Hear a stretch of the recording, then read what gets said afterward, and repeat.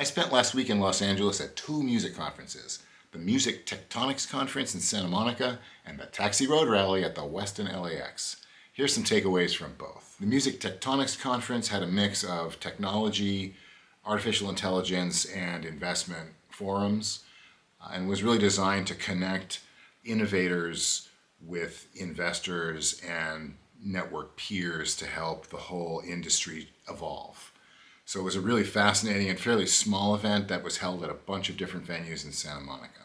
One of the most important takeaways from the Music Tectonics Conference was how the current creator-driven environment is really driving now lots of the technology infrastructure. And by that I mean that today, if you're an artist, you have to do everything. You have to record, mix, master your own music. You have to do your own marketing, you have to be your own social media consultant, you have to film your own video, edit your own audio, and do all of the things it takes, whether it's merch, swag, conferences, performances, and underneath all of that, of course, you're trying to create music. The better you are at managing all the aspects of your footprint as an artist and as a brand, the better off you are. And the providers that can come along and support that journey are going to be the ones that win. I thought a lot about the pace of change at both conferences because there is a change in the industry going on now related to that. And I think if there's a hot take, it's really about the pace of technology and what that's done to the music industry. And sure, artificial intelligence and machine learning have contributed to this, but there's been a bunch of other things that have converged at the same time. There was already a lot of investment in pitch platforms and metadata infrastructure. What's really happening is that the development of music is now taking on the time frame of the development of tech, which is very different. And folks, I don't think that's going to change. I think once you get on that ride, you're on it. Because there are still legal issues, issues around copyright and attribution and fair use and et cetera, that still need to be worked out. So it's not clear how everything's going to fall, but it is clear that AI is here to stay and that we need to be very aware of what's happening.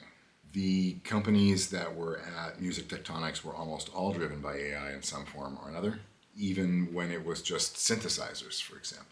So it's going to keep all the people who are composers or studios on their toes in terms of what's going to be next and how to successfully position yourself to be a relevant resource for folks, if not valued resource, as those changes come to be.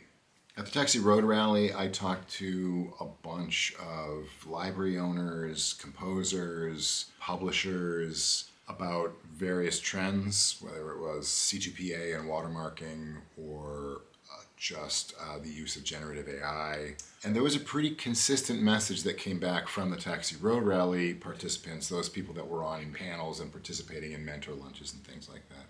And it was continue to compose in a human way without AI because it is not accepted now in all of the contexts that we're talking about. And this is the Taxi Road Rally, so it's really production sync, cues, production sync songs, and then some straight to artist songs or artist songs as well, or individual acts, individual talent.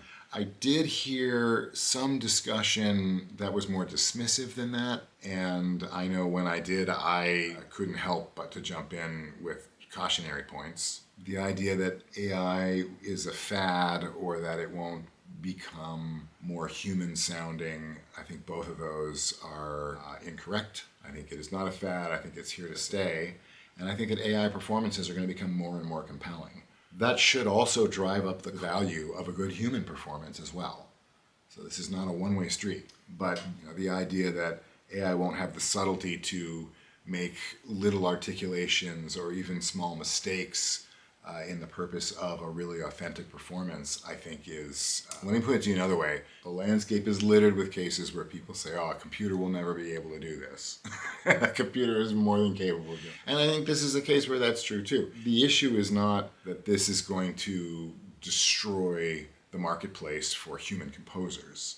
The issue is that as human composers who participate in this marketplace, we need to figure out how to evolve with these changes, because these changes represent tremendous opportunity. So here's one way it could play out. When I think about production sync music, particularly routine cues, dramedy stuff, or just very simple textures under stuff. I don't see any reason why that can't be done in real time using generative AI without any composers involved. Now, there's issues around rights and attribution and so forth that have to get cleared, but my guess is that if you could do that and it saved you a ton of money and time and it was compelling, lots of people would do that. And so the takeaway from the Taxi Road Rally is to not be fooled into thinking that because you don't want to submit generative AI or music composed with AI today, that you shouldn't be prepared for when you do need to do that.